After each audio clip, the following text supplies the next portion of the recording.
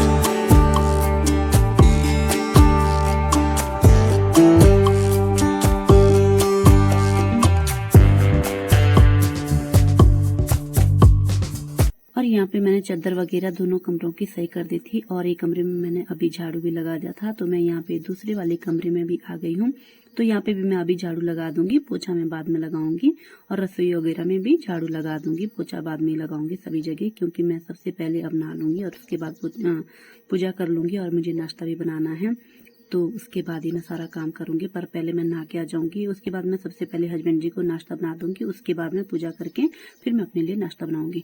नाश्ता तो बना के रख दूंगी, पर अपना मैं बाद में ही खाऊंगी। और उसके बाद यहाँ पे ना मैंने रसोई में भी झाड़ू लगा दिया है और यहाँ पे ना गैस के पीछे भी यहाँ पे मैंने अच्छे से झाड़ू लगा दिया है और सभी जगह पे झाड़ू लगा दिया था अच्छे से। पोछा वगैरह तो बाद में देखेंगे।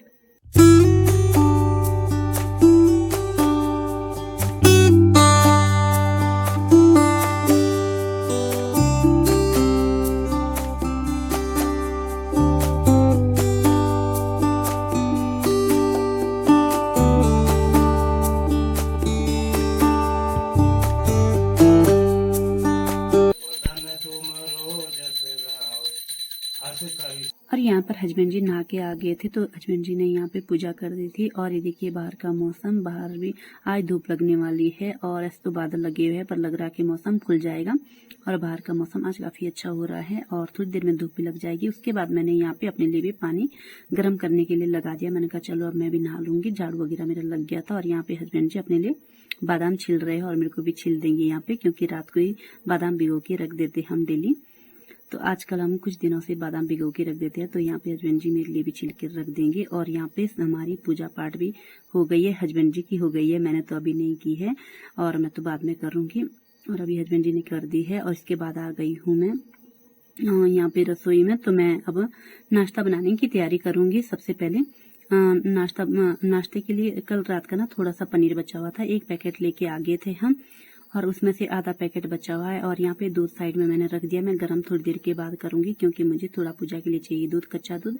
तो मैं पहले नहा के आऊंगी, उसके बाद ही मैं ये दूध गर्म करूंगी। और यहाँ पे आधा पैकेट रहा हुआ था पनीर का, मैंने कहा चलो मैं यहाँ पे 2 किलो लेके आ गई हूँ। प्याज भी और पनीर भी और ये टमाटर भी। मैं प्याज सबसे पहले काट लूंगी, उसके बाद ही मैं तड़का लगा दूंगी पनीर में। और हम सिंपल सा ही पनीर बनाते हैं, वैसे ज्यादा मसाले मिर्च कुछ नहीं। ये है एक का बोतल, इसमें गर्म पानी करके हम इसको कमर में रखेंगे और 20 से 30 मिनट तक जो हम इसको कमर पे रखेंगे।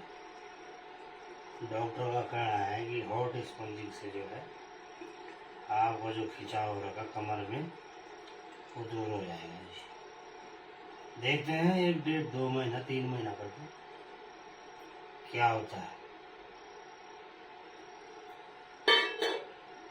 इसके क्या रिजल्ट निकलते हैं। हस्बैंड जी के ना काफ़ी दिनों से ना कमर दर्द हो रहा है, तो बस मैंने ये वाला तेल ना घर पे बना रखा है और ये मैंने इस बोतल में रख रखा है, आलमंड ड्रॉप्स की बोतल में रख रखा है। मैंने कहा चलो सबसे पहले मैं मालिश कर लूँगी पीठ में, उसके बाद ये बोतल की सिकाई करेंगे। देखते ये तेल यूज करके कैसा बना हुआ है, बाद में बताएंगे आपको इसका रिजल्ट।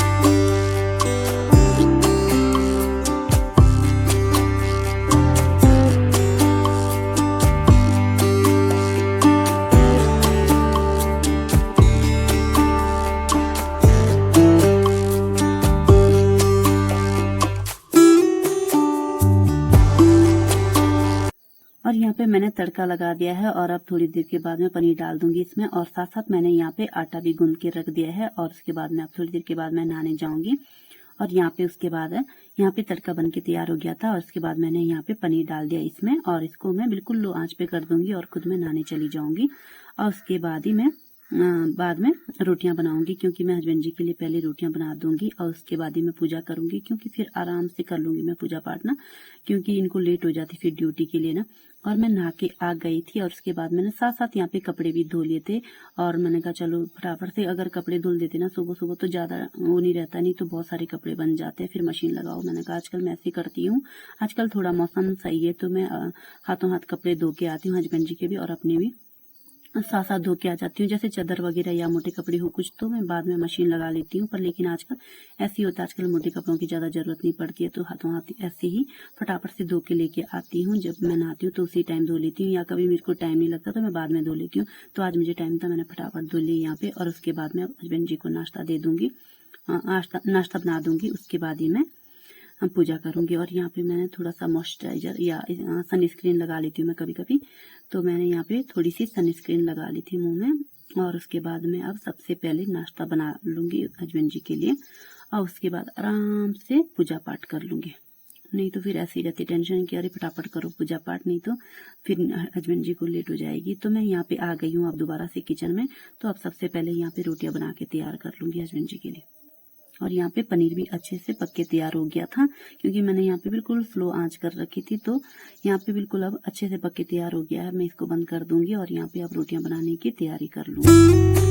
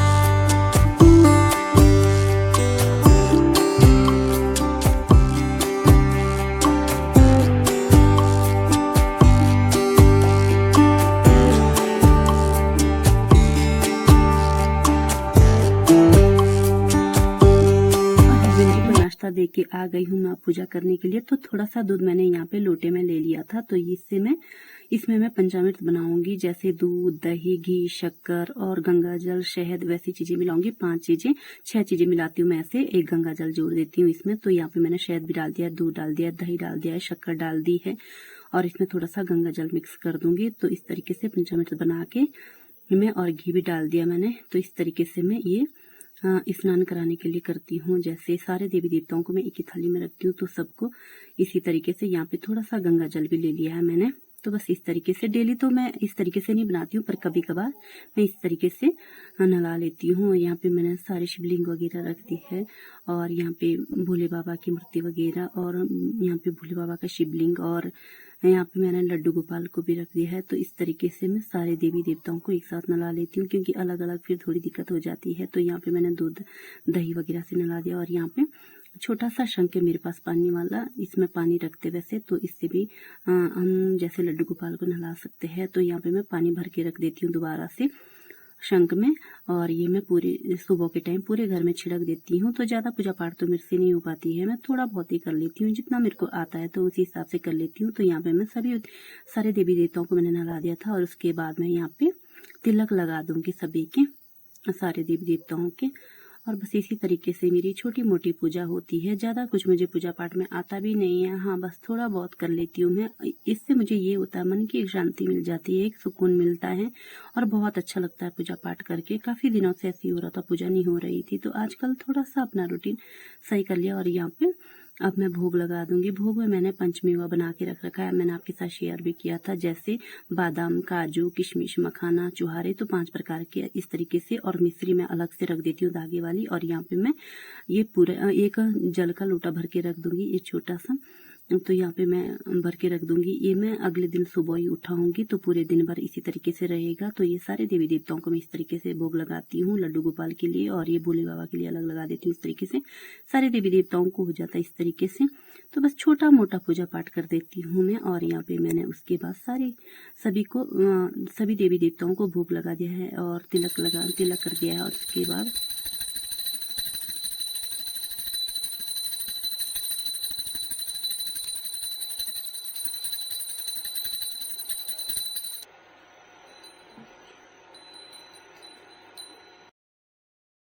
इसके बाद मैंने यहाँ पे पूजा पाठ कर ली है। और इसके बाद जो दूध रखा था मैंने उबालने के लिए, वो भी उबल गया है। तो बस मैं इसको बंद कर दूंगी और ठंडा होने के लिए रख दूंगी। और यहाँ पे बस उबल के